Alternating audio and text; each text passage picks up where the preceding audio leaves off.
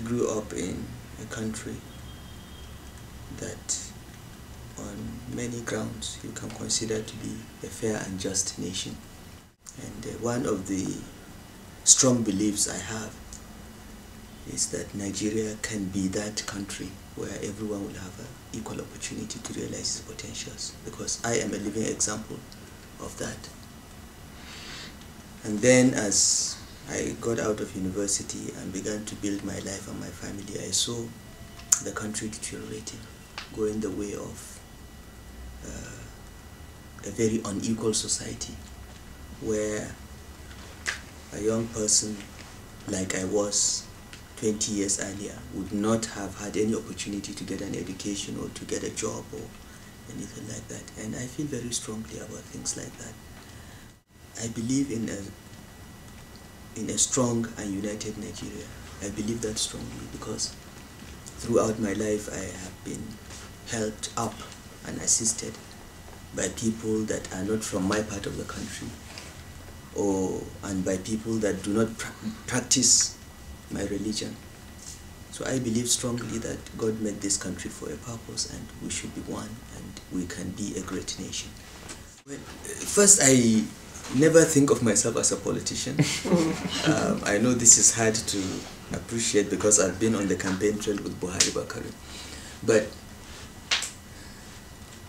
I think that the conventional Nigerian politician is a layabout, someone with no profession, someone with no means of livelihood but politics, someone that is willing to move from one political camp to another for advantage, someone that believes that to succeed in politics you need a godfather.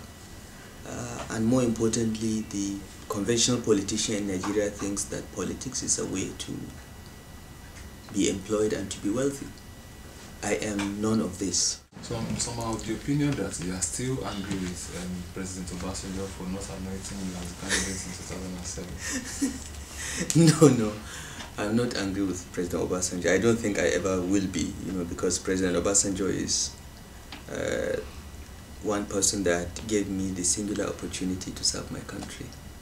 He's not perfect, he has his faults, but Obasanjo stood by me. Not only did he give me opportunity, but I did some very difficult jobs in public office and he stood by me. He was a loyal, I would say loyal boss, and I would never be angry with him. And I never desired to run for any office. So the question of being angry because he didn't anoint me does not arise. I think who he chose to anoint was his choice, and as his ministers we supported him because all we were interested at that point in time really was for him to leave, because you remember we had just got out of the third term debacle, and we were all concerned that maybe the residual ambitions of the third termists has not died. So what we were more interested in towards the end of 2006 is for all of us to leave. You destroyed many houses in Abuja, but the question is, when carrying out activities like that, do you think of the children, the women affected by this destruction, the families? Well, I don't like to use the word destroy. Destroy is a negative word. We removed illegal buildings. Okay. That is not destruction, that is correcting. Because when you build a house on a water line or sewage line, it constitutes a threat to public health and public interest. And it was against the master plan, against regulations, and the right thing to do is to remove it. Now, there are consequences of removal. Yes, people will lose their homes, and for many people, building a house is the largest single investment one makes in one's lifetime. And I'm a quantity surveyor. I make a living from putting up buildings, not from removing them. So it is very painful to remove any building.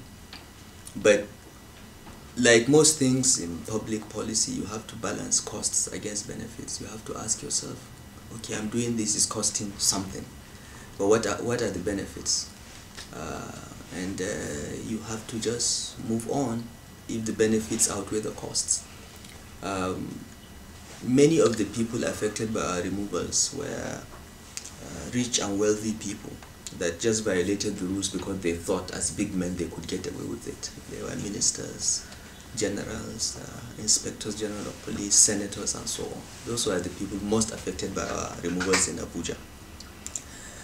There were some poor people in the suburbs that built shanties and all that, and many churches and mosques that also violated that we removed.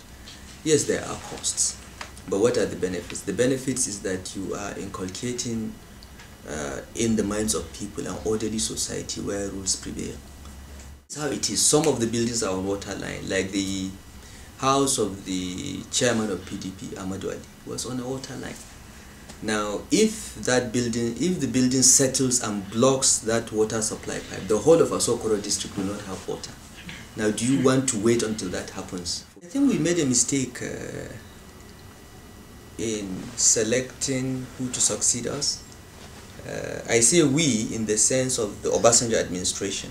Okay, of course it was Obasanjo personally that made the choices, but as his cabinet ministers, we acquiesced to it, and I think that, you know, perhaps the biggest disaster that happened to Nigeria was the picking the Yaradua and Jonathan ticket. A few things were started that if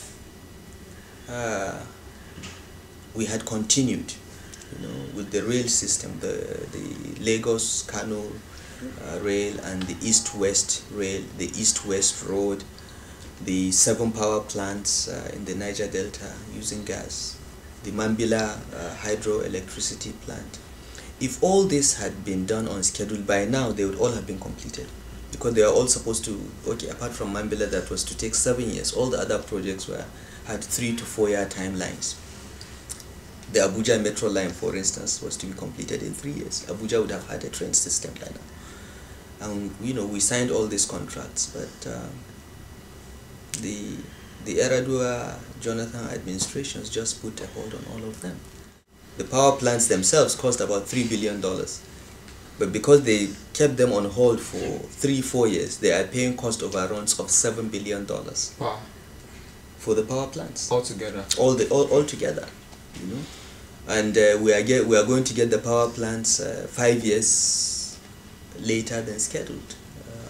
So I think this was that wrong choice of successor caused all these problems, and that is on the one hand. On the other hand, the economic management incompetence of the administration that succeeded us also threw away a very important opportunity for Nigeria. You see, because by the time we left office, we had about $50 billion in reserves and $23 billion in the excess crude account. That's what we handed over to the Yaradua government. And in that period, they have enjoyed the highest level of oil prices, at a point as high as $148 a barrel. In the 4-year period of Yaradua and Jonathan, the governments of the Federation earned nearly $170 billion from oil alone. So if you put this together, in 4 years, they got $200 billion.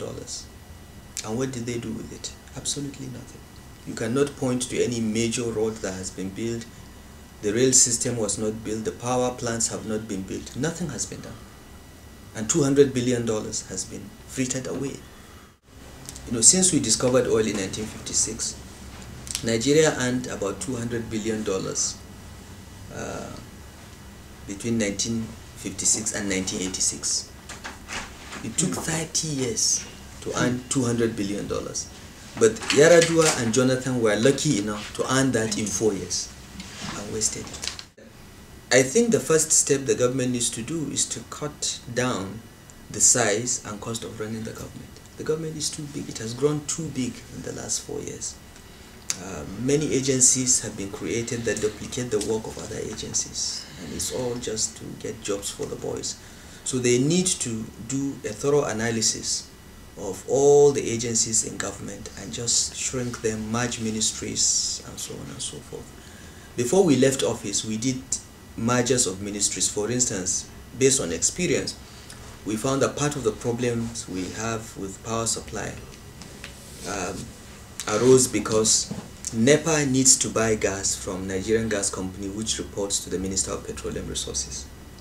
Okay, so we merged the two, so that we created an energy ministry. We merged power and petroleum resources into an energy ministry. That way, there will be no disconnects or less bottlenecks and no conflicting instructions. The same minister is telling you, make sure there is gas for Egbin to operate.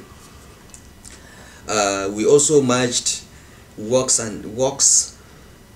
transport into a Ministry of Transportation, because transportation is multimodal. You cannot be building roads without regards to where railways are, without regards to where seaports are. So we merged all the transportation ministries into one single transportation ministry: aviation, works, and transport. So all of them were one ministry before we left. Eradua came and just brought them back, put them, split them again. We merged police affairs, internal affairs, which had prisons and so on, into one interior ministry, because police cannot work independently of security and civil defense corps and prisons and so on. So we thought that they will operate better based on experience under one interior ministry. We did all those things, but the Eradua and Jonathan administration reversed all of them. So they have made the ministries bigger again. They have even created new ones. So today we have a Ministry of Science and Technology, and we have a Ministry of Information Technology, and we have a Ministry of Communications, Information and Communications. These are all creations just to have ministers all over the place, and they cost money. If they didn't cost money, it's okay, but they do cost money, because every ministry must have a minister, must have a permanent secretary, and must have at least 5 directors. Okay, each ministry must have admin, finance and accounts, planning, research and statistics, and then the core functions of that ministry. The entire 2011 budget, 75% of it goes towards running the government. Okay, and that will not develop Nigeria. It will make a few people happy, about 1 million people that work for the federal government, but it doesn't develop Nigeria at all. So they have to do that. They also must look at their salaries and allowances, particularly that of the legislators. It's criminal, it's ridiculous for a Nigerian legislator to be earning 10 times the salary of a US legislator when the per capita incomes disparities are very clear. It is crazy. A typical Nigerian legislator costs us $2 to $3 million per annum. Okay, a senator in the US does not earn $200,000, because Obama's salary is about $200,000 per annum. So we have to look at ourselves and take some very difficult decisions that are realistic and consistent with our resources and levels of development. And that can only be done when leaders know that their reason for being there is to deliver services and develop the country, not just to take care of themselves. Also must do something about the macroeconomic instability caused by fiscal indiscipline. Because the government is spending so much money that it does not have, it is putting pressure on the exchange rate. And to keep the exchange rate stable, the governor of the central bank has had to be raising interest rates. Now, when you raise interest rates, what happens is that you kill the real sector, because businesses now borrow at very high rates of interest. Because they borrow at high rates of interest, they cannot expand, they cannot create jobs, they cannot hire people. Meanwhile, every year 3 million young Nigerians join the workforce. So this is a problem that is building up, and unless the government is willing to take some very hard decisions to cut back spending, to channel resources towards capital investment, and what will secure the future of Nigerians, we are going to have a big problem a few years from now, because we are going to have this youth bulge of young people that are educated, unemployed, and angry.